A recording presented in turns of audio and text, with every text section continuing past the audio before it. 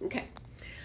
Today, I'm talking about 10 of the most inexpensive healthy foods that you can buy every week that'll help you save money and that'll help you eat healthy. A lot of times people think that they can't eat healthy foods because it's way too expensive. And a lot of times people confuse organic with healthy. And there's a big difference because there's plenty of non-organic food that's healthy for you. And organic is just how it's grown. Okay, so let's start talking about healthy and expensive food that won't break the bank. In fact, it can amount to less expense on your grocery budget if you know what to buy. It's kind of like when you buy food that's in season. It's the same way because it's a lot cheaper. So there are many inexpensive options for healthy ingredients that you can stock your kitchen with week after week. And knowing what they are will mean that you can get to eat healthy foods and save money. I'm all about saving money.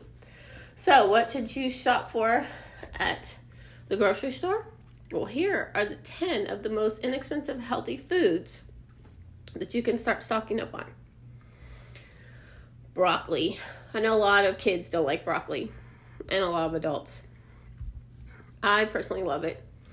It's also incredibly inexpensive, whether you buy it fresh or frozen. And it has loads of vitamin C, K, and folate every time you eat it.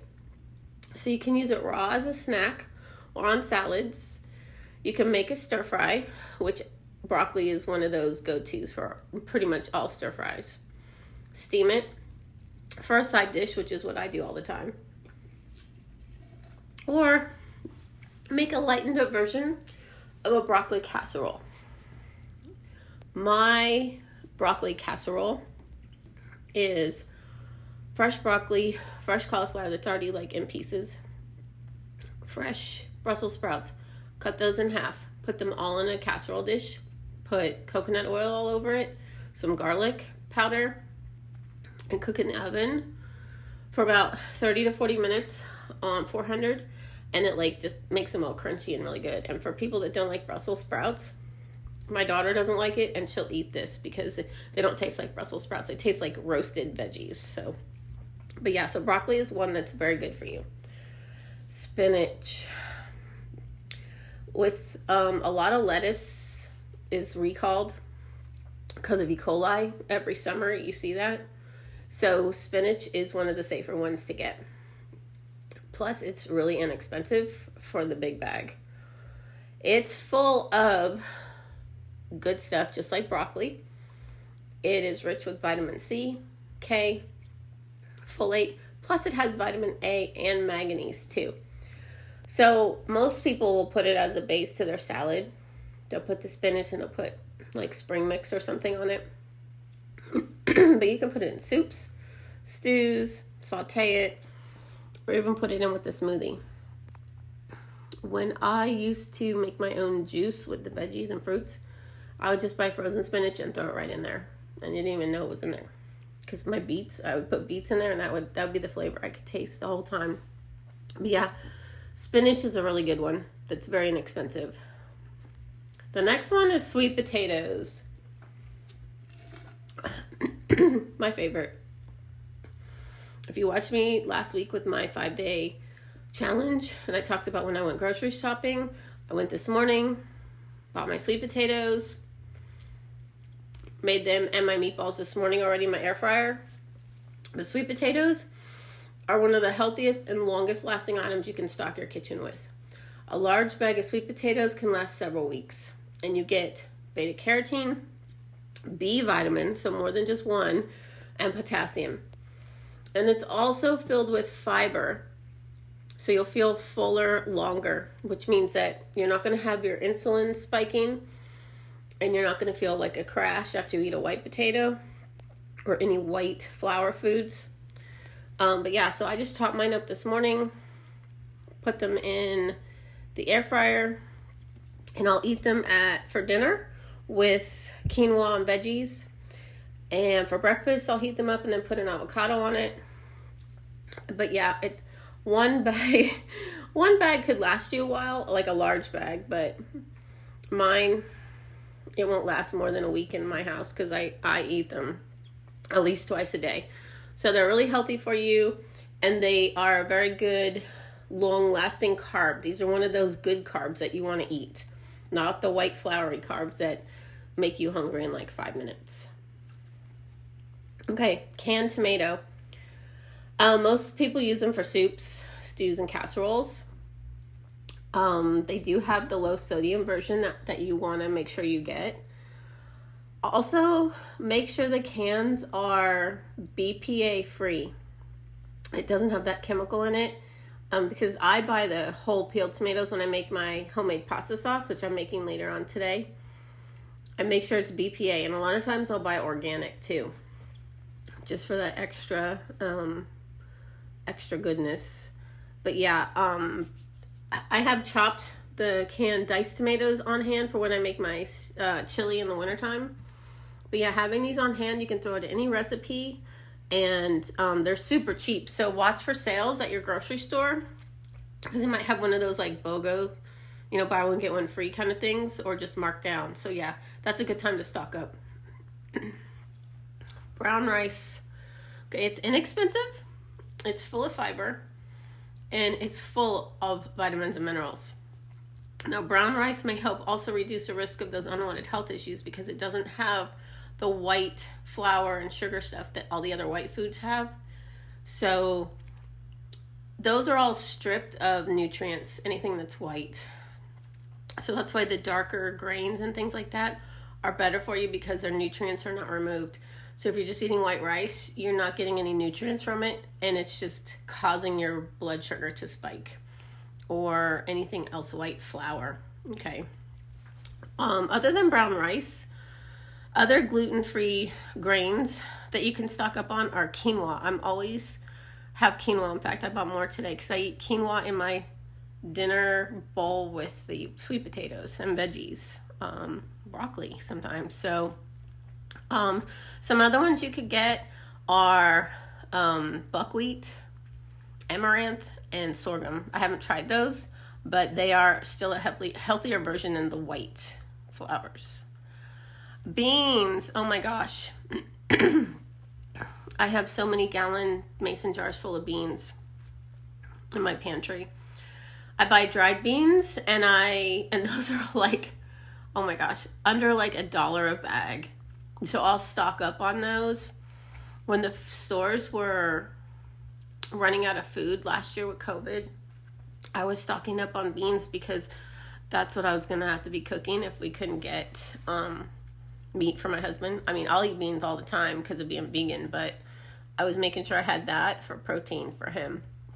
But these are fiber rich. They have iron, folate, magnesium, and potassium. They are protein. So a lot of vegans will eat, or vegetarians will eat, beans for their protein. You can get them canned or dried. When I buy them dry, I store them dry. And when I know I'm going to need them, or a lot of times I'll just cook like a whole bunch. I'll soak them overnight, then cook them, and then I freeze them. And then I have them ready for anything that I need, like my chilies, my hummus. I make my homemade hummus, so I buy chickpeas like crazy.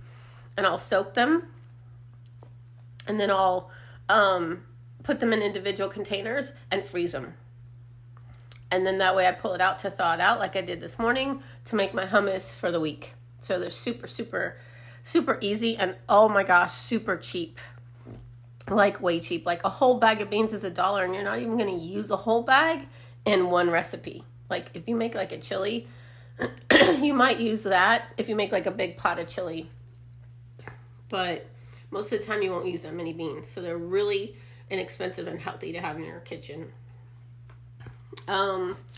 Bananas. Okay. Not a fan of bananas, just saying. It's about the only fruit that I won't eat. But they are a fantastic option when you're looking for inexpensive produce. My husband eats bananas. He buys a bunch every week. They are barely $1. Whether he gets organic or non-organic, they're like $1 for like 7 or 8 of them. So they're super inexpensive, and they are full of potassium, which will help if you eat a lot of sodium foods, like processed foods that are high in sodium. This will help counteract that. And there's other ones, if you're not a fan of bananas like me, that are long lasting and affordable, which would be apples and oranges, because those can pretty much stay in your fridge for a few weeks without going bad. So, and they're inexpensive. Bananas are really super inexpensive though. All right, berries. Berries are some of the best superfoods that you can buy, packed full of antioxidants and a slew of vitamins. The antioxidants, for those that don't know, help fight the free radicals that are like our cancer-causing free radicals in our body. So the more berries you eat, it counteracts that, and it eats the free radicals and keeps them at bay. So when you find them in season, snag them up for super cheap. Okay, when they're off season, that's when they're more expensive. You can use them in smoothies and also freeze them, but you can also buy them in the freezer section. I'll buy the big bag of strawberries, blueberries, and is it boysenberries or blackberries, and put them in smoothies, and they're already like, yeah, I don't have to even buy the fresh, they're already frozen. But they're really cheap. When they are in season, they're cheap. Not in season, not so cheap. Strawberries are one, though, that I would go with organic first. Strawberries are on the Dirty Dozen list from that's out there about like the ones that absorb the pesticide. Strawberry is the number one fruit that is susceptible to pesticides. So I would try and go with organic. If not, just go with the regular ones. But yes, buy them when they're on sale or in season. Okay. Now eggs. Eggs are, one egg will give you 6 grams of protein. Okay. So if you can find a container of cage-free organic eggs, it's an inexpensive food to have on hand. Okay. And if you can find a local source, that's even better, because buying them fresh is the best. Boil them, chop them up on salads, scramble them.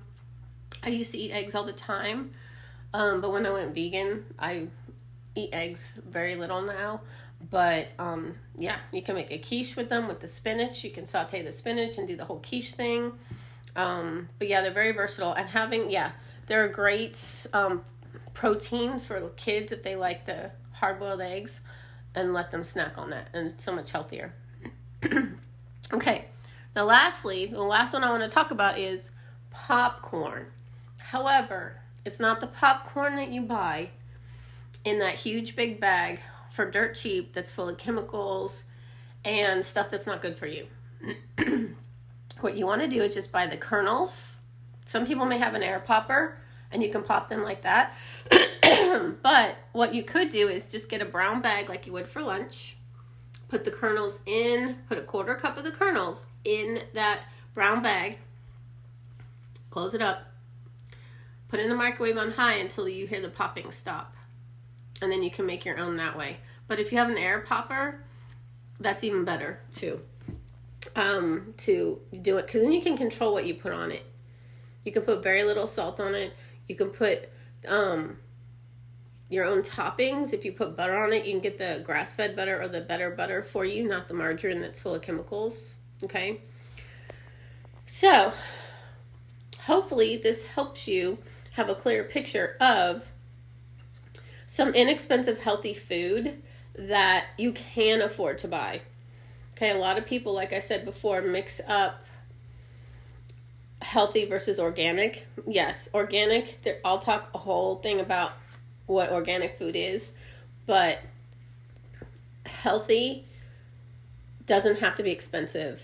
And the 10 foods that I covered are all healthy foods and are very inexpensive.